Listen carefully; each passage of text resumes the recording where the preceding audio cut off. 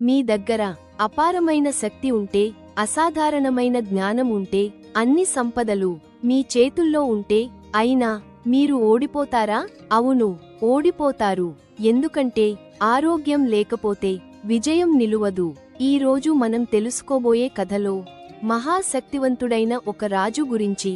అతడే లంకాధిపతి రావణుడు. మహాపండితుడు. అతని వద్ద అన్నీ ఉన్నాయి. కాని అతను కోల్పోయింది ఒక ముఖ్యమైనది. అదే మానసిక ఆరోగ్యం. రావణుడు చిన్నప్పటి నుంచే తపస్సులు చేశాడు. దేవతలను ప్రసన్నం చేసుకున్నాడు. బ్రహ్మదేవుడి వరాలతో అతను దాదాపు అపరాజితుడయ్యాడు. లంకా నగరం బంగారంతో మెరిసేది.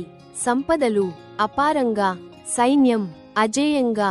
అతనికి కావాల్సినది అన్నీ ఉన్నాయి. కాని ఈ శక్తి అంతా వచ్చిన తర్వాత అతనిలో ఒక ప్రమాదకరమైన గుణం పెరిగింది. అది అహంకారం. ఒకరోజు రావణుడు సీతను అపహరించాడు. అదే అతని జీవితాన్ని మార్చిన క్షణం.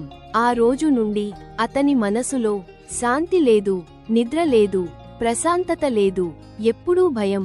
ఎవరైనా వస్తారేమో, తనపై దాడి చేస్తారేమో.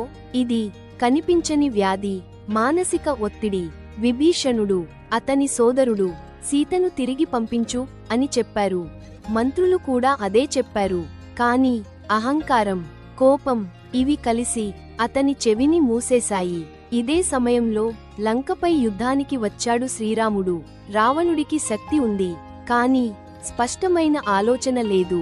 ఒత్తిడి, భయం, కోపం ఇవి కలిసి అతని నిర్ణయాలను నాశనం చేశాయి. యుద్ధ వ్యూహాలు విఫలం. తీసుకునే నిర్ణయాలు తప్పులుగా మారాయి. చివరికి మహాబలశాలి రావణుడు ఓడిపోయాడు. ఈ చిన్న కథ మనకు ఒక గొప్ప నిజం చెబుతుంది. శరీర బలం సరిపోదు, మానసిక బలం అంతకంటే ముఖ్యం. మీ దగ్గర ఎంత టాలెంట్ ఉన్నా, ఎంత సంపద ఉన్నా, మనసు ప్రశాంతంగా లేకపోతే మీరు సరైన నిర్ణయాలు తీసుకోలేరు. కాబట్టి గుర్తుంచుకోండి, ఆరోగ్యం అంటే శరీరం మరియు మనసు ఈ రెండు చక్కగా ఉండాలి.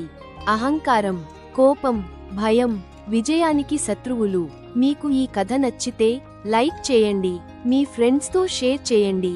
ఇలాంటి కథల కోసం సబ్స్క్రైబ్ చేయండి. మళ్ళీ కలుద్దాం ఇంకో మంచి కథతో.